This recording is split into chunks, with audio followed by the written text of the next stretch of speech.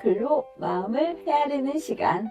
소통과 나눔을 위한 시간. 연대와 공감을 위한 시간. 글해는 숲 143회 방송입니다. 어느새 벌써 봄이에요. 바람 쌀쌀하고 추워서 아직도 두껍게 입고 다니는데 햇살 속에는 아주 봄 기운이 화사하게 느껴지는 요즘입니다. 이맘때가 되면 새 학기, 새로운 시작, 그리고 새로운 사람들을 떠올리게 됩니다. 처음 만난 친구에게 말 걸던 순간 어디까지 다가가야 할지 몰라 조심스럽던 기억. 괜히 한마디 더 했다가 마음 불편해졌던 순간까지요. 새로운 관계는 늘 설레지만 그만큼 조심스러운 시간이기도 합니다. 그래서 오늘은 선을 지키는 게 주제인가요? 네, 사람과 사람 사이의 거리, 그리고 우리가 지켜야 할 선에 대해 얘기 나눠보려고 해요. 선을 지킨다는 게 단순히 예의나 거리의 문제가 아니라 관계 속에서 어떻게 살아가느냐와 깊이 닿아있다는 생각이 듭니다. 네, 오늘은 이 선이라는 주제를 아주 섬세하고 밀도 있게 풀어낸 작품을 쓰신 분을 모셨습니다. 소설집 선을 지키는 일을 통해 인간관계의 경계와 그 안에서 흔들리는 마음을 깊이 있게 그려내고 있는 조미애 소설가입니다. 어서 오세요. 반갑습니다. 반갑습니다. 반갑습니다. 자기소개 부탁드려요. 네, 안녕하세요. 소설을 쓰며 독자에게 위안과 감동을 전하고 싶은 조미애입니다. 네, 반갑습니다. 작가님은 2015년 평사리 문학대상, 2016년 경북일보 문학대전 대상을 이제 수상하며 작품 활동을 시작하셨는데요. 언제 소설가의 길을 걸어야겠다라고 마음 먹으셨는지 정말 궁금합니다. 사실 저는 소설가가 될 줄 몰랐어요. 여러 길을 돌고 돌다 보니 이제 결국 책을 가장 좋아한다는 걸 깨달았고요. 그리고 결혼하고 이제 아이들을 키우면 아무 일도 할 수 없는 시기가 오잖아요. 그때 소설을 배우고 싶다는 이제 열망이 처음 싹텄어요. 그러니까 늦게 시작한 거죠. 그 순간이 제게는 소설가의 길을 시작한 출발점이 아니었나 생각합니다. 네, 지금의 작가님을 만든 어린 시절의 기억이나 장면이 있다면 하나 들려주실 수 있을까요? 저는 이제 태어나기는 서울 해방촌에서 태어났어요. 그런데 이제 부모님의 고향이 거제도에서 자랐는데 6살 때 이사를 갔어요. 서울로? 아니요, 아니요. 이제 거제도로 이사를 갔어요. 거제도로. 서울에서. 어. 처음 본 장면이 사방을 뒤덮은 그곳의 초록빛에 그냥 압도당할 것 같더라고요. 그리고 끊임없이 들려오는 풀벌레 소리와 그 소리가 고지대 바람 소리처럼 귀 속을 아주 먹먹하게 만들었어요. 그 정막을 뚫고 들려오던 뻐꾸기와 산비둘기 소리가 아직도 저는 가끔씩 상상을 하면 그때 그 장면이 떠오르거든요. 이제 그럼에도 고요함은 끝나지 않고 아득함은 더 아득하게 느껴졌던 그때의 그 기분이 어떻게든 이제 소설을 쓰면서는 그런 걸 한번 표현해보고 표현하고 싶었어요. 네. 그런 의미에서 이제 그 기억들이 제 소설의 원천이 되었다고 할 수 있죠. 작가님께서 거제도에서 성장기를 보내셨다고 하셨는데요. 어린 시절의 조미애와 지금의 조미애 작가님을 이어주는 공통된 감정이나 성향이 있다면 무엇일까요?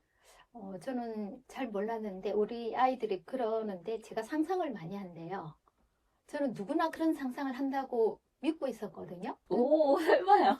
아니 그러니까 보통의 모든 사람들이 어릴 때부터 다 상상을 한다고 믿었는데 우리 아이들이 봤을 때는 그렇지 않대요. 그런 상상 아무나 하는 건 아니다.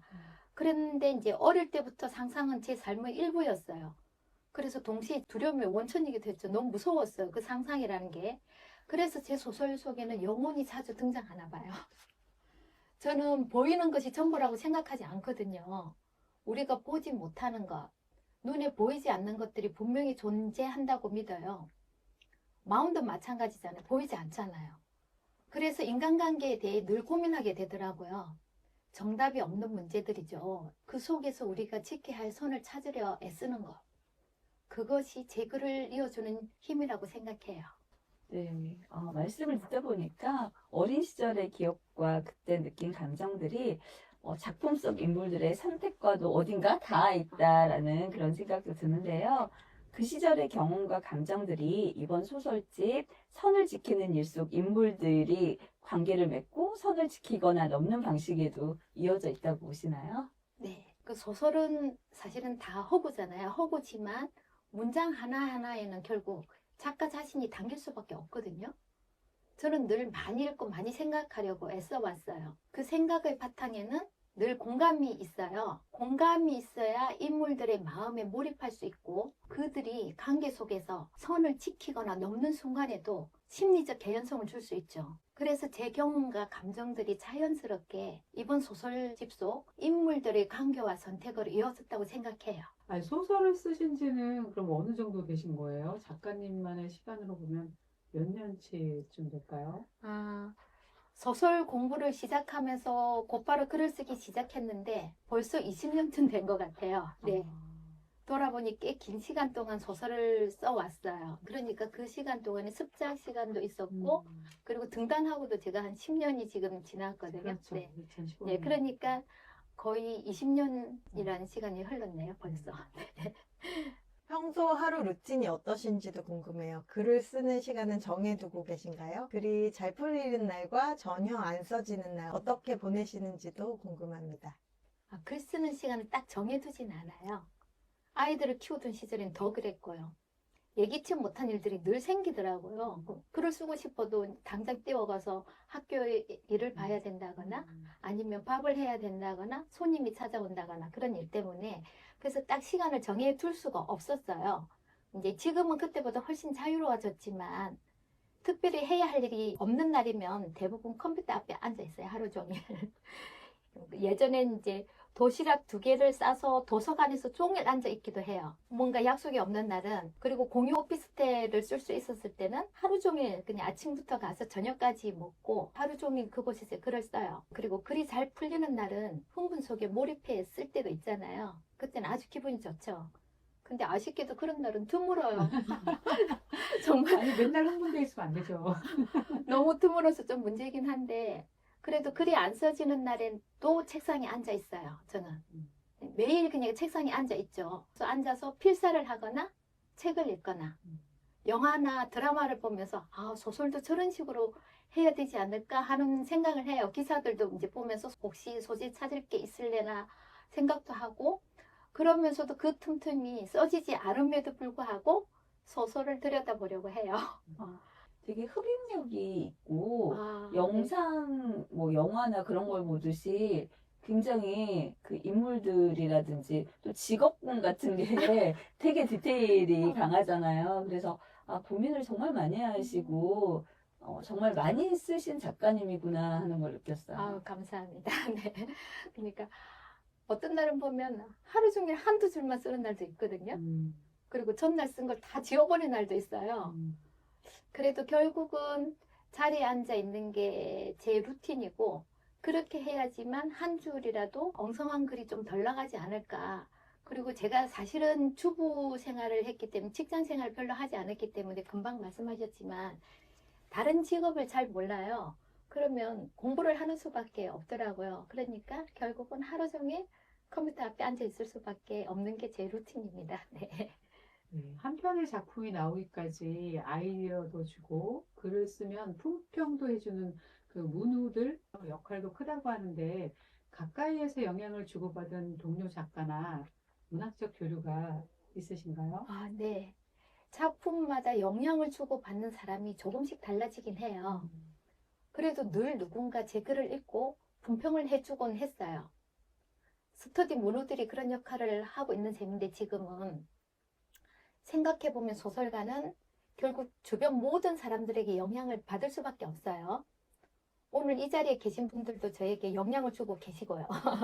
언젠가는 소설 속 인물로 등장할 수도 있고 지금 이 방송의 한 장면이 소설의 작은 에피소드로 남을 수도 있지 않을까 하는 희망을 걸어봅니다. 네.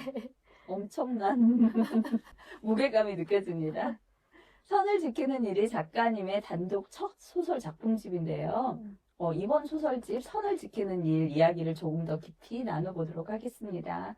이 선을 지키는 일은 단편집이지만 어떻게 보면 하나의 질문으로 묶여 있다는 생각이 들었어요.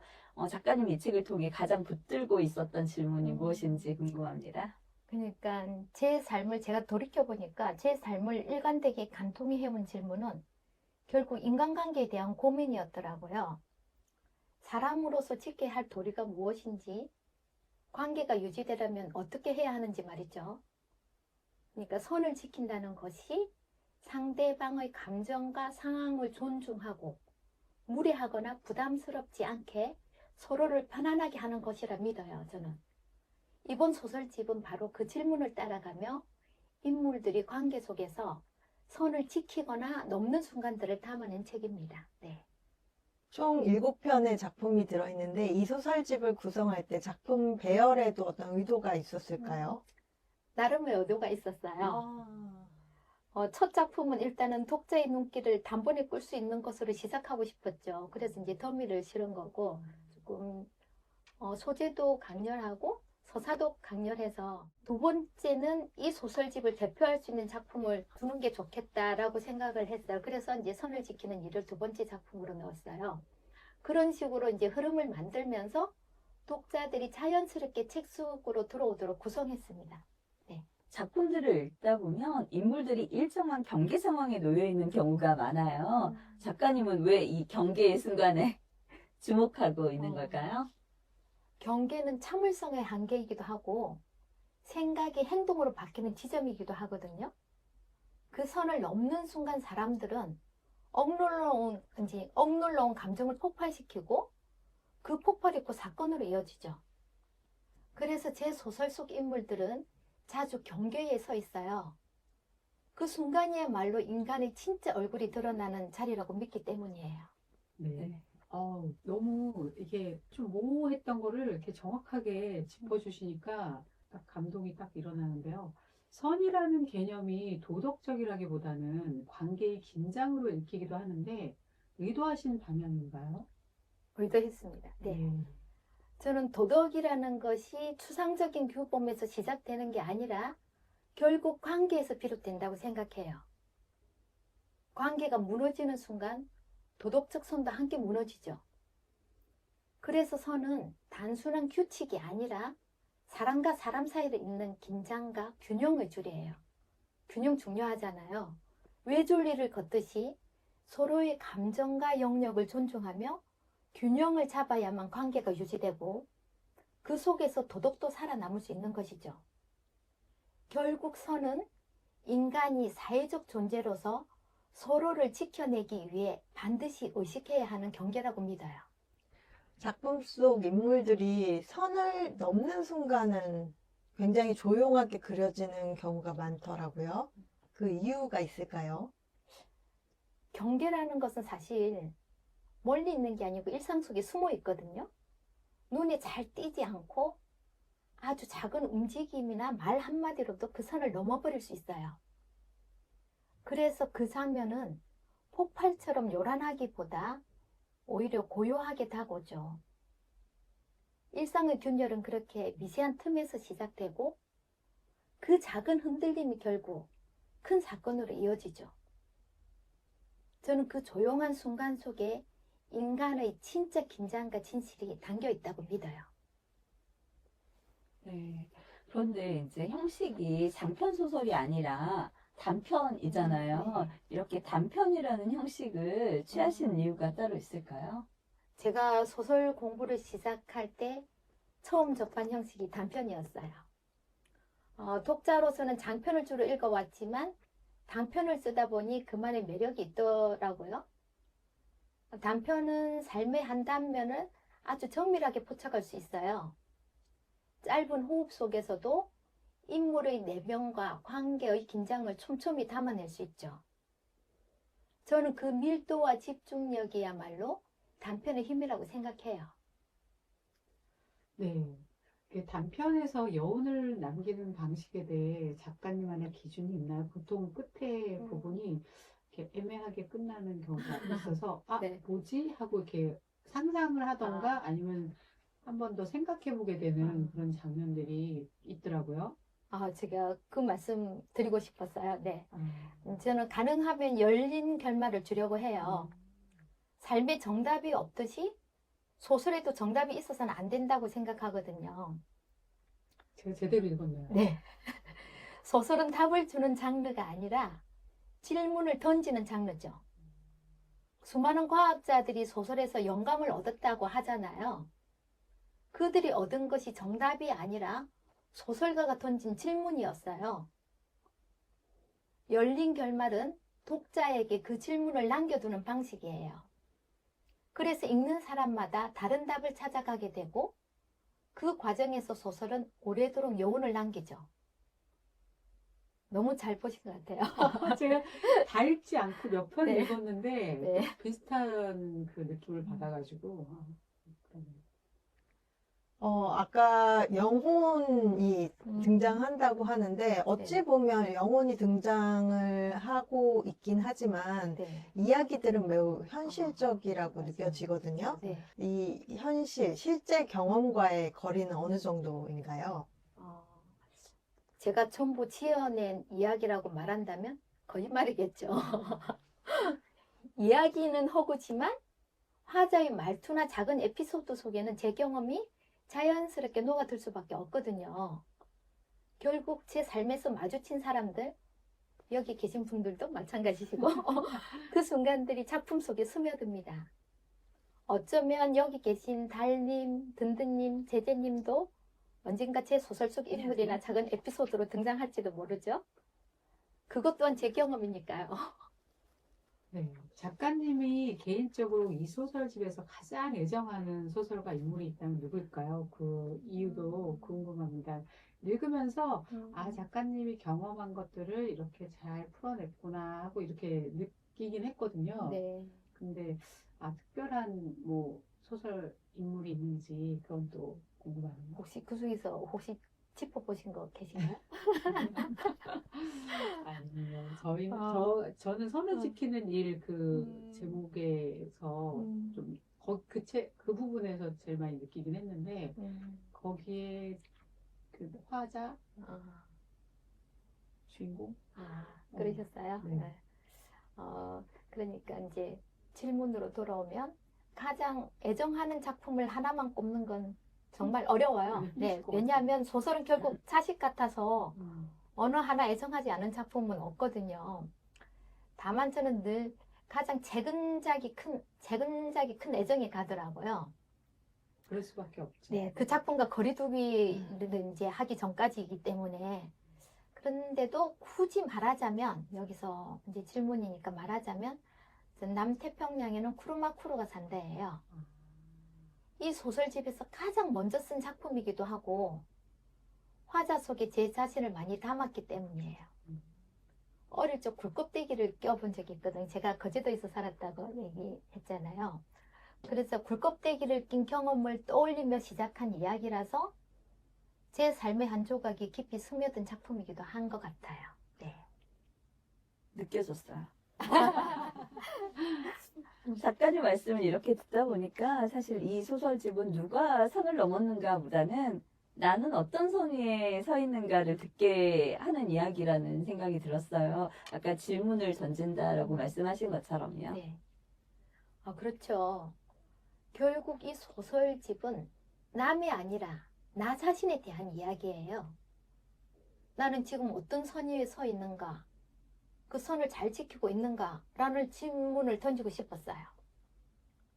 선은 언제나 타인과의 관계 속에서 드러나지만 그 출발점은 자기 자신에게 있죠. 내가 경계를 존중하고 균형을 지키려 할 때 비로소 관계도 유지되고 도덕도 살아남을 수 있죠. 그래서 이 책은 독자에게도 자연스럽게 그런 질문을 남기고 싶었어요. 작가님은 선을 지킨다는 것은 결국은 어떤 태도라고 생각하시나요? 저도 좀 생각해 보게 되더라고요. 나는 선을 잘 지키고 살고 있나. 어떤 사람과는 이렇게 하고 어떤 사람과는 또 다르게 행동하고 이런 게 다 있잖아요. 네. 그거에 대해서 좀 생각해 보게 되더라고요. 제가 책을 내고 난 다음에 신한라이프 본사에서 강의 요청이 와서 이제 갔는데 FC들 상대였어요. 근데 FC들이 요즘은 나이 많은 분들이 아니고 20, 30대 젊은 사람들이 들어오셨는데 이런 질문을 하셨어요. 선이라는 게 결국 어떤 태도냐. 근데 이제 진짜 어려워요. 제가 생각하는 한마디로 말하면 배려죠. 하지만 그 배려가 우리가 말하는 단순한 친절을 넘어서는 태도라고 생각해요. 금방 말씀하셨지만 선은 사람마다 다르고 상황마다 달라지죠. 그렇게 선을 지킨다는 것은 상대의 감정과 경계를 존중하고 그 다양성을 인정하는 태도예요. 결국 인간이 사회적 존재로서 서로를 지켜내기 위해 의식해야 하는 보이지 않는 경계선인 거죠. 그 선을 존중하는 순간 우리는 타인과 더불어 살아갈 수 있고 관계 속에서 도덕도 함께 살아남는 것이라고 생각해요. 앞으로 작가님이 더 탐구하고 싶은 선은 어떤 영역인가요? 앞으로는 인간의 내면에서 꿈틀거리는 선에 대해서 탐구하고 싶어요. 참 어려울 것 같은데 이제 우리가 흔히 말하는 선은 타인과의 관계 속에서 드러나지만 사실 그 출발점은 개인의 내면에 있거든요. 행동을 우리가 나타나기 직전 마음속에서 미묘하게 흔들리는 그 경계가 있죠. 그 선을 넘는 순간 사람은 변화하고 결국 행동으로 이어집니다. 저는 바로 그 내면의 경계에 아직 말로 표현되지 않은 긴장과 움직임을 소설 속에서 포착하고 싶어요. 그것이야말로 인간을 가장 깊이 이해할 수 있는 지점이라고 믿기 때문이죠. 네, 오늘은 선을 지키는 일을 쓴 조미애 소설가님 모시고 얘기 나누고 있는데요. 이 소설집 가운데 작가님께서 함께 얘기 나누고 싶은 작품과 대목이 있을까요? 아직 특정 제목을 정하지는 못했어요. 다만 독자들이 책을 읽으며 나는 어떤 선의에 서 있는가 좀 전에도 말씀하셨는데 그런 스스로를 묻게 되는 부분이 있다면 그러니까 모든 거에서 묻는 게 아니고 읽다 보면 독자들은 느끼는 게 다 다르기 때문에 본인이 그렇게 묻게 되는 부분이 있을 것 같아요. 바로 그 장면에 대해 이야기를 한 다음에 나누고 싶어요. 어떤 부분에서 그렇게 느꼈는지 그게 왜 그랬는지. 네, 어떤 작품을 선정하시는 건가요? 저는 사실은 더미도 굉장히 선의 경계에 서 있는 사람들이기 때문에 더미도 이제 그런 부분을 생각하는 거죠. 그 화자가 선에서 어떻게 넘을지 말지 그리고 사실은 선을 넘어버리는 거거든요. 그 선을 넘었을 때는 무엇이 작용하는지 그 욕망이 작용하는데 욕망이 선보다 더 앞설 때는 넘을 수밖에 없구나 하는 그런 부분들에 대한 어떤 얘기도 시간 되면 좀 길게 나눠보고 싶습니다. 네. 네. 더미에서는 정말 완전 넘어버렸잖아요. 네, 네. 거의 생명을 넘어. 그쵸. 그게 욕망인 거죠. 인간의 욕망이 그런 것까지도 다 흔들 수 있다. 우리가 지어놓은 선까지도. 네. 저는 이 책 주요 제목인 음. 선을 지키는 일, 이 음. 책의 가장 핵심인 거라고 생각해서 거기에 나온 부분이 제일 많이 끝부분이 많이 생각하게 되더라고요. 네. 네, 그러면 조미애 작가님이 선을 지키는 일 소설집 중에서 음. 가장 독자들에게 들려주고 싶은 소설 속 대목을 낭독으로 들어보도록 하겠습니다.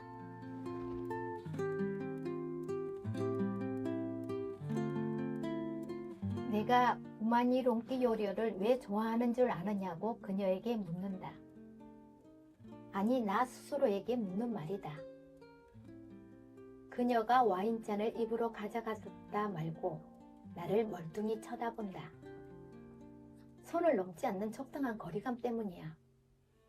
이 요리호가 딱 그 정도의 거리감이지. 내가 작년 크리스마스 선물로 요리호를 고른 것도 그래서야. 선물로서 과하지도 부족하지도 않은, 즉 내 생활에 무리가 갈 정도여서도 안 되지만 남들에게 우습게 보여도 안 되는 범위. 내가 생각하는 사람 사이의 거리감도 다르지 않다. 친밀하게 잘 지낼 필요는 있지만 지나쳐서 사생활을 침범할 정도면 곤란하다. 하지만 오늘 나는 그 거리감을 또 한 번 유지하지 못했다는 것을 알고 있다. 크리스마스 캐럴이 귓속을 파고든다. 결혼 후 맞는 두 번째 크리스마스도 망쳐버린 것 같다. 네, 이 작품의 이 구절을 선정하신 이유가 있을까요? 이게 선을 지키는 일의 어떤 핵심이라고 제가 봤어요.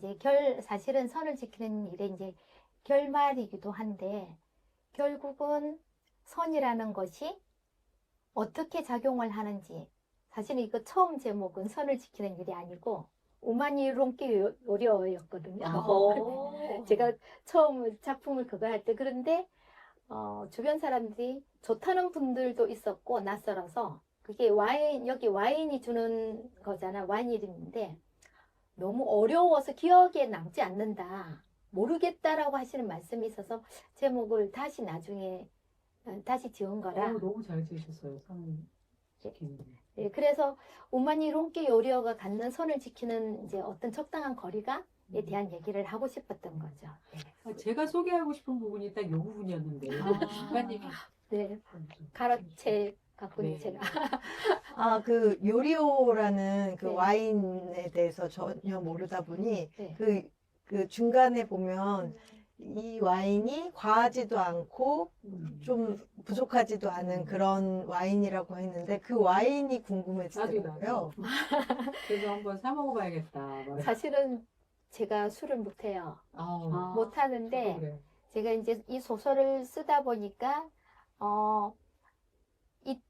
이탈리아를 찾고 하다 보니까 신의 물방울이라는 그 식객에 나오는 신의 물방울이 있어요. 네. 그 식객 신의 물방울에서 소개한 게 이제 우마니롱키 요리를 소개했더라고요. 그래서 그때부터 이제 우마니롱키 요리를 계속 찾아봤죠. 이 요리. 네. 그게 이제 어떤 술인지 어떻게 탄생하는 거고 가격대는 어떻게 되는지 뭐 했을 때 이제 보니까 제가 술을 잘 모르지만 이 정도면 사람들이 가장 적당한 거래라고 그리고 30대 정도면 자기 경제력에서 선물하기에도 가장 적당하고 너무 이제 가격이 싼 거를 선물해도 안 되잖아요. 그렇지 않을까. 그리고 맛도 되게 묵직하대요. 얼마쯤 해요? 보통 한 37,000원 정도, 뭐, 이제 그 정도, 이제 그것도 이제 조금씩 차이는 있어요. 이제 5만 유로. 원 예상했거든. 네, 한 37,000원에서 4만원짜리도 있고, 파는 데마다 조금 가격이 다르긴 한데, 그 정도 하면, 다른 사람한테 한 두세 병 선물하기에도 그냥 괜찮겠다. 뭐, 이제 그 정도 생각한 거죠. 한 30대 정도면. 부담스럽지 않은 가격이라고 했을 때 네. 2, 3만 원보다는 조금 비쌀 것 같다. 네. 4, 5만 원 하지 않을까? 이렇게 음. 예상을 했거든요. 찾아보진 않았지만 네.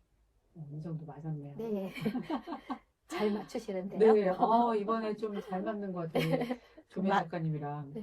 맛도 그 좀 술을 못 드신다고 했잖아요. 네, 네. 술을 못 드시는 분 입장에서 맛도 그냥 적당히 있는 건가요? 사실은 술을 못 마시는 사람은 싼 와인 좋아해요. 달달한 맛이 나고 좀 가벼운 맛이 나는 거. 근데 이제 술을 어느 정도 즐기는 사람은 묵직한 감을 좋아한대요, 이게. 그래서 이 오마니롱키 요리는 약간은 묵직하고, 근데 이제 식객에서 소개한 거는 한국인들이 가장 사랑하는, 맛이 와인이다. 이렇게 소개를, 허영만 씨가 그렇게 소개를 하긴 했더라고요. 네, 그래서 제가 술을 잘하느냐는 질문을 좀 많이 받기도 해요. 이 책 때문에. 저는 그 뒤에 이제 평론이 실렸잖아요. 거기에서 이제 이 서술자 나에 대해서 유라 씨가 선을 넘게 네. 따라하고 뭐 모욕을 줬다고 하자는 느끼는데 네. 이런 게 다 개인적인 성향에서 비롯된 거기도 하지만 네. 그 이면에는 그 사람이 살아온 어떤 사회적인 계급에서 비롯된 습관이 형성된 거다라고 하면서 네. 아비투스라는 그 용어를 얘기를 하더라고요. 그래서 좀 그런 것도 생각을 하게 됐어요. 그러니까 사실 선을 지키는 일은 물론 중요하지만 정말 돈독한 관계가 되려면 또 어느 순간에서는 또 선을 그렇죠. 선을 넘어야 되는 거고 네. 또 이런 이제 여기 이 선을 지키는 일의 주인공이 나는 어느 쪽으로 어떤 취향이나 행동 양식이라든지 어떤 인식 방식이 그것마저도 어떻게 학습되고 아니면 사회적인 어떤 계급을 드러낼 수 있는 거예요. 뭐 와인 취향, 뭐 어떤 애호하는 네. 뭐 술 막 이런 걸 얘기할 때 단순히 개인적인 취향은 아니겠다라는 생각이 들었거든요. 네. 그런 것까지 어떻게 보면 우리가 어떤 사회 계급에서 자랐고 어떻게 살아왔는지 그런 내력이 다 들어가 있는 거기 때문에 네. 그래서 저는 굉장히 제가 만약에 이 소설 쓴다면 조심스러웠을 것 같아요, 오히려. 근데 그런 것들을 네. 평소에 계속 고민을 하셨던 건지 네. 아니면 이렇게 학습 경험이 있는 건지 난 그게 궁금해요. 예, 혹시 실제 이런 궁금했습니다. 경험이 상대방이든 이쪽 나이든 경험이 있으셨나 이런 생각이 들었어요. 사실은 실제 경험은 아니고 사실 다른 이제 아는 분이 간접 경험. 아니 간접 경험하고 조금 다른데 아는 분이 전혀 조금 다른 방식이긴 했는데 되게 가까운 분이 거슬리는 적이 있었어요. 이게 너무 거슬리는데 그게 아주 애매한 거예요. 선을 확 넘어버리면 좋은데 선 부분에서 계속 거슬리니까 제가 이제 저거를 소설로 한번 써보자. 처음에 이제 시작은 이제 그렇게 시작이 되었어요. 그래서 그렇게 쓰다 보니까 이게 객관적 거리가 유지가 안 되고 너무 감정이 많이 이제 들어갔는데 제가 기사를 그때 뭔가를 찾아보다 보니까 요즘 누군가가 자기를 너무 따라해서 기분이 너무 나쁘다는 어떤 기사는 아니고 그 엄마들 모임 있는 어떤 주부들 모임에서 뭐 올리는 댓글 뭐 이런 거. 이제 글을 크게 이제 난 게 있었어요. 그걸 보고 제가 이제 메모를 해놨죠. 그래서 그러면 유라라는 사람을 그렇게 설정을 하자. 따라하고 그리고 이제 주변 사람들이 공감을 얻고 싶어하는 사람을 화자로 이제 글을 올린 사람을 화자로 해서 쓰면 오히려 조금 제 이야기가 아니면 객관성을 좀 유지하지 않을까 싶었는데 출발은 제 이야기에서 출발을 하긴 했어요. 네. 아니 실제로 며칠 네. 전에 있었던 일인데 어떤 저희 그 분이 아는 분이 네. 옷을 뭐 가죽 자켓인데 뭐 내자인 것 같아요. 갖고 왔는데 옷이 새 거예요. 한 번도 안 입었대요. 근데 그거를 이제 저 옆에 일하는 분한테 선물로 줬는데 그분이 준 이유가 뭐냐면 이거를 똑같은 옷을 친구가 입었다는 거예요. 그래서 똑같은 옷을 입기 싫어서 자기는 이 옷을 똑같은 걸 자기 아는 사람이 입고 있는 게 싫어서 다른 사람한테 선물을 하는 거예요. 그래서 그때 제가 되게 친구가 똑같은 옷 입으면 저렇게 기분이 나쁜가? 나는 그렇게까지 그거 갖고 기분 나쁘진 않을 것 같은데 이런 생각을 했었는데 여기에 그 장면이 나오잖아요. 네네. 손을 지키는 그래서 이걸 기분 나빠하는 사람들이 있구나. 똑같은 거에 대해서 불편해하는구나라는 거를 실제로 제가 봤기 때문에 이좀 공감이 됐어요. 비교당할 수 있잖아요. 어. 같은 옷 다른 느낌. 그런 거. 제가 이 소설을 본 사람들은 이제 연세가 좀 많으신 분들은 뭐 그걸 가지고 그렇게까지 하나 하는 분들이 간혹 있어요. 근데 젊은 사람들은 분노해요. 아니 어떻게 이럴 수 있지? 너무 화가 나요. 제가 이제 아까 신한라이프도 갔어서 강의를 했는데 그 젊은 분들이 있었는데 너무 화가 나요. 어쩜 이럴 수가 있어요? 이제 이런 얘기를 많이 하시더라고요. 그리고 이제 조카들도 보면 젊은 애들은 이런 거를 훨씬 더 참기 힘들어 하는구나. 그 나이가 조금 있는 분하고는 조금 차원이 다르다. 너무 화가 나서 너무 화가 난다. 저는 유라를 그렇게 나쁜 사람으로 그런 건 아닌데 그러니까. 이럴 수도 있고 저럴 수도 있다라는 얘기, 서로의 상황에 따라서 서로 입장에 따라 좀 다르게 볼 수 있다라는 얘기를 하고 싶었는데 유라가 너무 미워요. 너무 얄미워요. 어떻게 할 수 있어요? 네. 그런데 저도 이해할 수 있는 게 아까 그 가죽 자켓의 경우에는 우연히 같은 옷을 입게 된 거잖아요. 그럴 경우에는 한 번 정도 만나서 같은 옷이네 하고 이렇게 하하하고 웃을 수 있었지만 그 다음부터는 이제 조금 입고 싶지 않아. 그 친구와 만날 때는 특히 이제 안 입는 쪽으로 할 수 있을 것 같아요. 근데 이 유라의 경우에는 의도적인 거죠. 너무 의도적이고 그 자기의 어떤 상황이나 이런 것들을 본인의 생활이 있음에도 불구하고 자기의 상황을 굉장히 부러워한다거나 질투한다거나 빼앗고 싶다거나 이런 느낌이 들었었거든요. 혹은 지금 바람을 피우나? 뭐 이런 생각까지 하기도 나 했었어요. 순간적으로 그 생각했어요. 남편이랑 뭔가 썸씽이 있나? 왜냐면 남편이 그때 막 어플을 해주고 그런 장면에서 이거 좀 과한 행동인데 보통 남편도 저러지 않는데 이 남편 좀 이상하네. 저는 분노할 수 있을 것 같아요. 어. 그런 점에서. 그거 보고는 조금 그런 느낌이 있었어요. 남편한테 오히려 더. 그런데 그런 거는 아니었는데, 이제 남편이 좀 부인한테는 무심하고, 남한테는 또 좀 자상한 사람 있잖아요. 그러니까 얼마 약간 그런 캐릭터로 그렸는데, 이제 그 얘기도 하더라고요.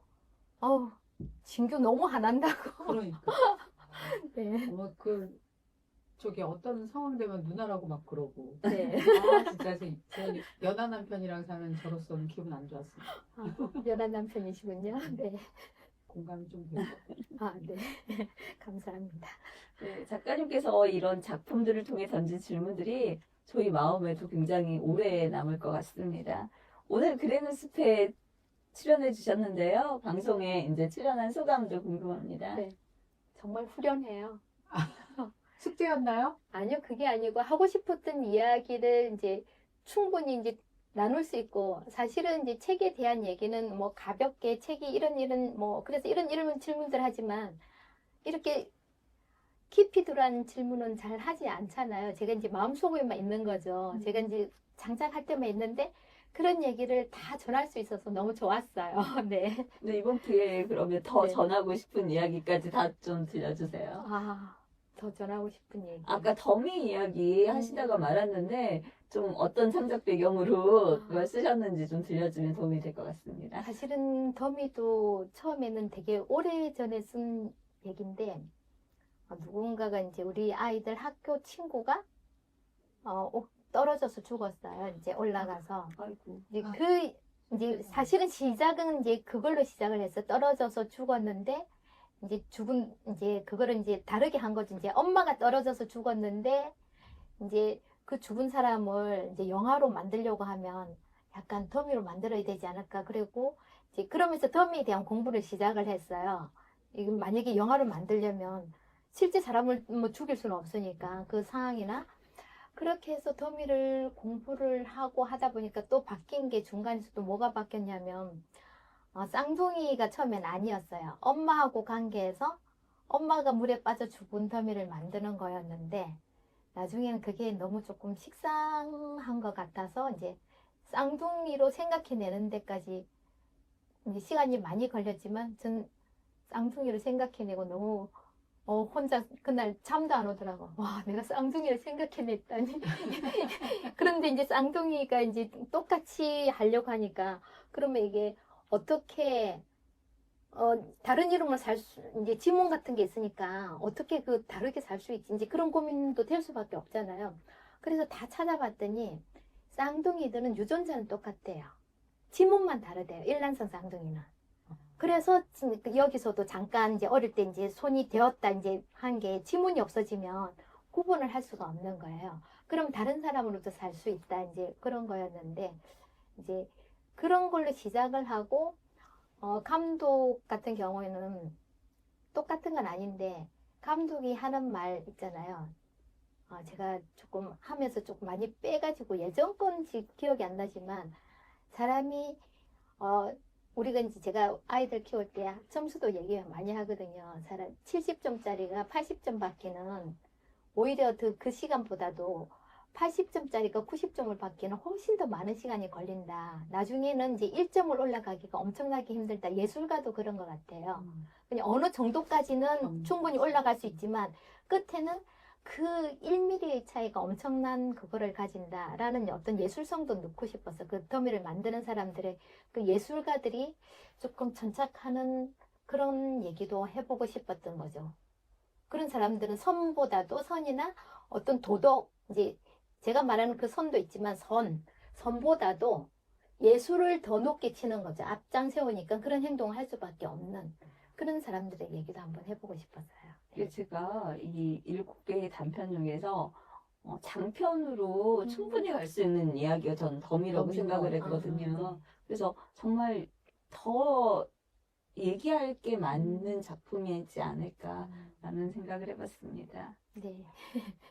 네, 앞으로 작가님께서 그리고 계신 계획이나 방향이 있다면 살짝 들려주실 수 있을까요? 제가 이번에 방송 나오기 한 일주일 전에 이제 중편 소설로 청강문학상 우수상을 받게 되었다는 연락을 받았어요. 네, 아직 시상식은 안 했고요. 아, 네. 네. 그래서 이제 단편집을 내고 중편은 2편을 썼는데 그중에 이제 한 편이 이제 상을 요번에 받게 되었는데 단편뿐 아니라 중편까지 써보니 이제 앞으로는 그 기세를 이제 몰아서 장편까지 끝까지 한번 완성해보고 싶다라는 생각을 했고요.